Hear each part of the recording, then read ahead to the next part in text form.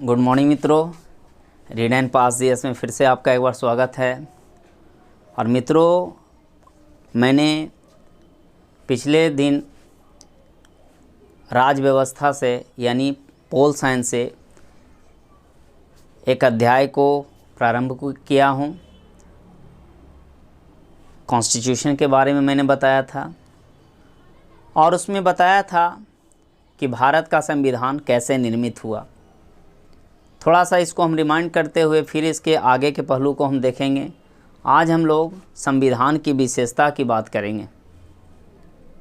तो आपने देखा कि संविधान का निर्माण संविधान सभा के द्वारा किया गया और हमारे संविधान सभा में लगभग आपका 15 महिलाएं भी शामिल थीं।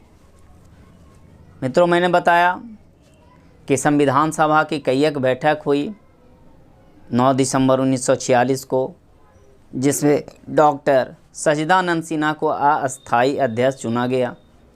इसके बाद 11 दिसंबर 1946 को, जिसमें डॉक्टर राजेंद्र प्रसाद को अस्थायी अध्यक्ष चुना गया। 13 दिसंबर 1946 को हमारे जवाहरलाल नेहरू ने उद्देश्य प्रस्ताव को पारित किया गया। संविधान के जो हमारे पिता हैं वो आपका भीमराव अम्बेडकर हैं और BN राव जो संविधान का प्रारूप तैयार किए।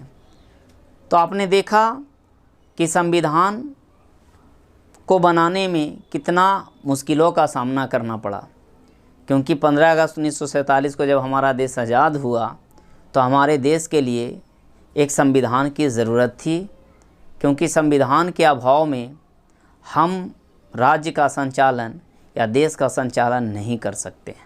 राज्य का यहाँ पे अर्थ है देश। तो आज यहाँ पे हम चर्चा करेंगे संविधान की विशेषता का। बहुत सारे विशेषता है जिसको एक बार में डील करना थोड़ा मुश्किल होगा, तो हमने कुछ बिंदु को उठाया है, उसको हम क्लियर करेंगे। फिर नेक्स्ट पार्ट में उसके आगे वाले पॉइंट को मैं क्लियर करूँगा। तो सबसे पहले मैं पहला पॉइंट, जो लिखित एवं विशाल संविधान। चूँकि आप जानते हो मित्रों कि भारत विश्व का सबसे बड़ा लोकतांत्रिक देश में से एक है और यहाँ पे काफ़ी विविधताएं भी हैं। हर 10 डेग पे आपको जाति, धर्म, भाषा अलग अलग मिल जाएंगे। तो इस हिसाब से हमारा देश की विशालता और विविधता के कारण हमारा संविधान बहुत बड़ा हो गया। भीमराव अम्बेडकर ने लगभग 60 देशों के संविधान को अध्ययन किया और जो बिंदुआं उनको समझ में आया कि ये बिंदु हमारे देश के लिए अच्छा है, तो उन्होंने संविधान में पिरो दिया। ये बहुत बड़ी बात है। आज जो हमारा इतना बड़ा संविधान है वो भीमराव अम्बेडकर का ही देन है। मित्रों, हमारा संविधान अंग्रेजी भाषा में लिखा हुआ है। शुरुआती दौर में 395 धारा, 8 अनुसूची और 22 भाग थे, लेकिन वर्तमान समय में लगभग 444 से अधिक धारा को हम लोग अनुच्छेद और आर्टिकल भी बोलते हैं। कहीं कहीं आपको 470 भी मिल जाएगा। 25 भाग और 12 अनुसूची है, यानी इसकी विशालता और बढ़ती जा रही है। ऐसा इसलिए मित्रों क्योंकि जब हमारा देश आज़ाद हुआ था तो उस समय देश की आबादी 36 करोड़ थी। तो संविधान का निर्माण उस 36 करोड़ के आबादी के हिसाब से बनाया गया था। जैसे ही संविधान बन गया और बीच बीच में ज़रूरत पड़ता गया तो हम इसमें संशोधन करके नए नए आर्टिकल को जोड़ते गए। तो हमारा इस हिसाब से देखा जाए तो संविधान काफ़ी आपका बड़ा बन गया। तो अगर आपसे प्रश्न पूछे कि दुनिया का सबसे बड़ा लिखित संविधान, भारी संविधान किसका है, तो वो हो जाएगा भारत। दूसरा बिंदु पे बात करते हैं, विभिन्न स्रोतों को विहित किया गया है। यानी कहने का मतलब है कि हमारा संविधान जो है कई देशों का कर्जदार भी है। बहुत सारे देशों से बहुत सारे बिंदु को उठा करके डाला गया। आपको ये भी पता होना चाहिए कि लगभग 75 से 80% जो है इसका अंश भारत शासन अधिनियम 1935 से ही लिया गया है। बाकी का 25% जो है अन्य देशों से संग्रहित है। तो सोच सकते हैं कि 75% जो भाग है वो भारत शासन अधिनियम 1935 से लिया गया है।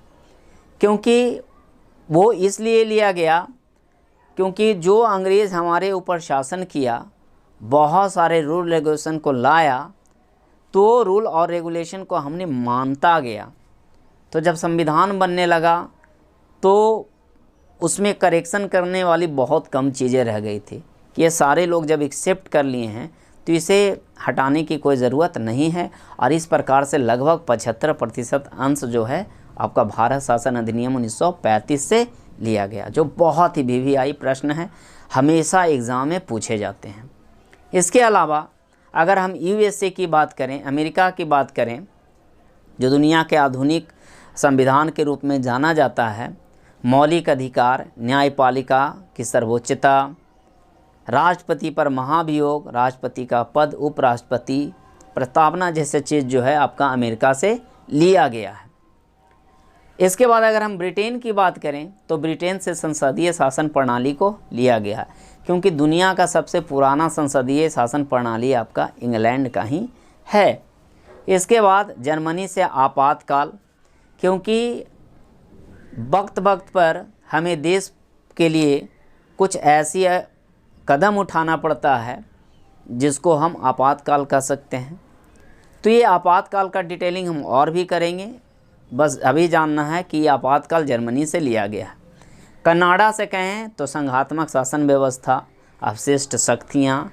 दक्षिण अफ्रीका से कहें तो संविधान संशोधन, जो आपका आर्टिकल 368 में है। आप जानते होंगे कि ज़रूरत पड़ने पर हम संविधान में संशोधन करते हैं और यह ज़रूरी भी है। ऑस्ट्रेलिया से प्रस्तावना लिया गया है, रूस से मौलिक अधिकार और जापान से विधि का शासन या प्राणदैहिक स्वतंत्रता।